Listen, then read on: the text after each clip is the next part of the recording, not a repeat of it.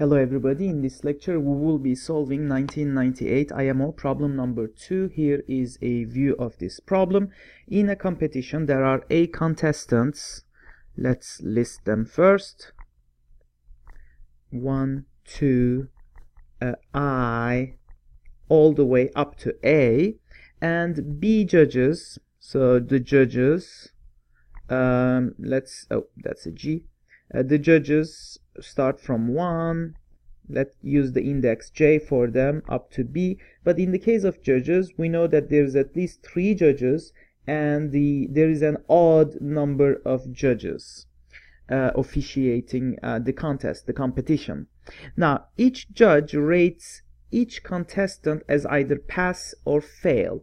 So if, for example, you think of the contestant I, then on that contestant, let's say that x sub I of the judges will pass this contestant, and according to this, and then b minus x sub I of the judges basically fail this contestant. Obviously, each judge will give either a pass or a fail, so a total of all the judges will have an opinion about this contestant. Suppose that k is a number such that for any 2 judges, their ratings coincide for at most k contestants.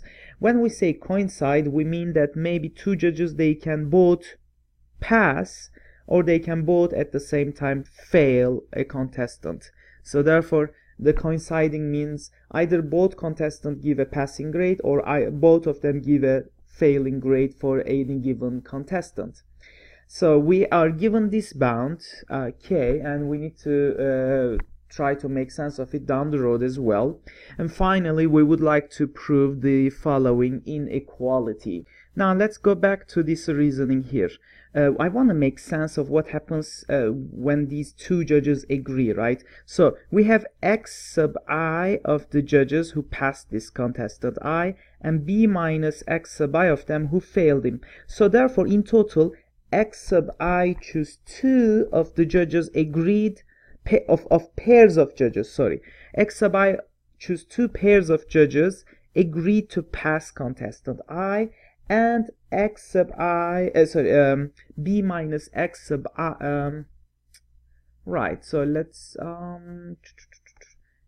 so let's write it like that. B minus x sub I choose 2 pairs of judges. So let's write this down. Pairs of judges passing contestant I, and this is pairs of judges failing contestant I again. Okay, and so therefore this sum represents all the pairs of judges which their decisions agree for that particular contestant I. So therefore, the total number of all these coincidences, right, all these pairs of judges that agree on all the contestants, so total number of pairs of judges agreeing on all contestants. So let's represent this with the number t, and t therefore is equal to the summation. This was only for contestant I, so we need to sum it across all the terms. So from 1 to, I believe we have 8 contestants. We have x I choose 2 plus b minus x sub I choose 2. So we are interested in this sum, and this is simply equal to, if I expand it, and then when I do the choose 2, so there will be a division by 2 from both of these combinations. So therefore I can take this out. Summation I equals from 1 to a, and so x sub I times x sub I minus 1. So that's just x sub I squared minus x sub I will come out of this, minus x sub I, plus, and then this one b minus x sub I, right, squared. So b minus x sub I squared minus b minus x sub I. So I should have an expression like this. Now let's make our goal is to count this expression t in two different ways. Now the second way that I will be counting it with will be in terms of this k notation here.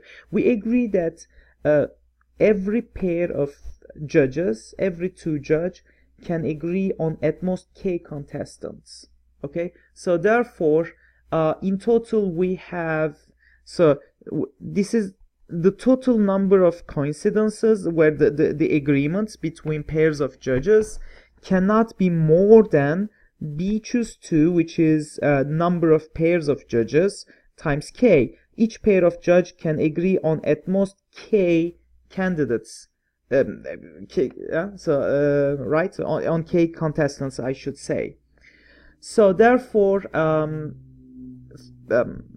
from here let's try to intelligently combine these two and try to get rid of the t notation here, right? So therefore I will have this replace the left hand side here, but then before I do so, let me try to intelligently deal with this expression before I go further.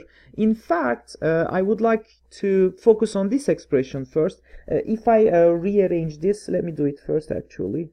1/2 summation I equals from 1 to a.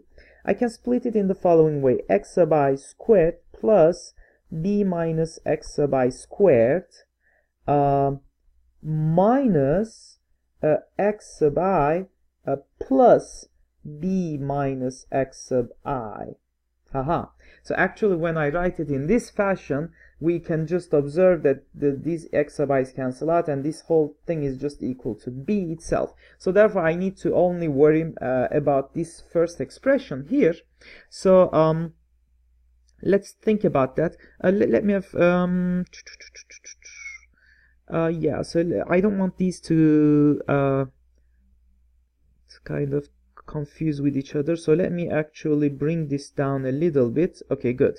So this way these two are separate. So I did the count in two different ways basically, right? So I guess everybody agrees on this. We did the count in two different ways.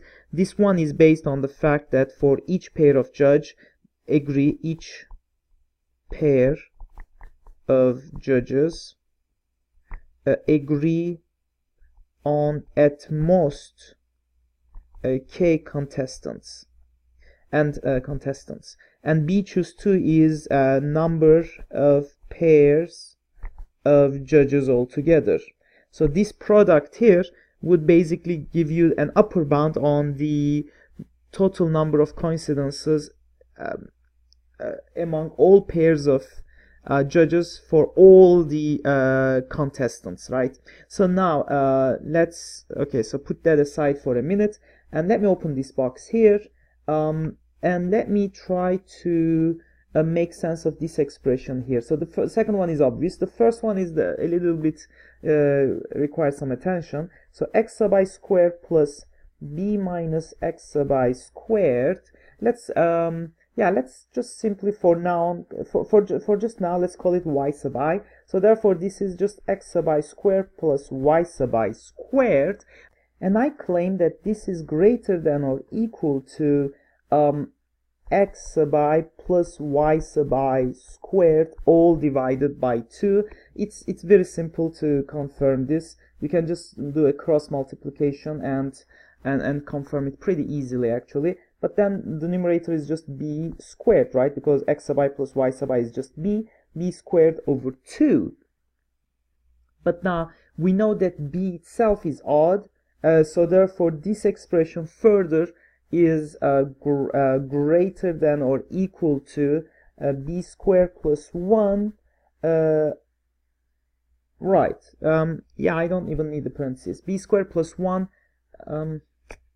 Okay, so this is greater than or equal to b squared plus 1 over 2, right? So that this follows directly from the fact that b is odd, right? So because b is odd, there's no harm in doing that and increasing the lower bound here. So therefore now we are in a position to combine these two results, namely this one and this one. So I will just substitute this expression here onto the left hand side here, all respecting this this condition. So therefore we have that let's start from the right hand side. We have that k times b minus 1 all divided by 2 is greater than or equal to 1/2 summation I equals from 1 to a. And so for the first bracket I can well, let's write it as it is for now, and then I will replace it with this expression here, b minus x sub I squared minus b, right? So we decided to call it minus b here. And now we know that this guy here is simply greater than or equal to this guy. So this is greater than or equal to 1/2 summation I equals from 1 to a. So the inside would be b squared plus 1 over 2 minus b. So we have this expression here, but then this is fixed in terms of I, so therefore this is simply equal to 1/2. We can just take this out of the summation sign and multiply by a times and this thing here is just b squared minus 2b plus 1, which is just b minus 1 squared over 2. And now we can simplify stuff. So therefore this implies the 2's will cancel on both sides of this expression. Let me use another color. So the 2's will cancel out here, and there will be still a 2 remaining on this side. I can move that to the left hand side, and one of the b minus 1's will cancel out. So we have 2 times kb is equal to 8 times b minus 1. Finally, I go back to the expression that was to be proven. So I need k over a. Okay, so is greater than or equal to, okay, so k over a. So this implies that, so I need k over a. So k over a, oh, not equal to, it is greater than or equal to here. Sorry for that. So k over a is greater than or equal to b minus 1 over 2b. And that gives me the final desired result as, so as you can see, so we have proven the result, and we're done.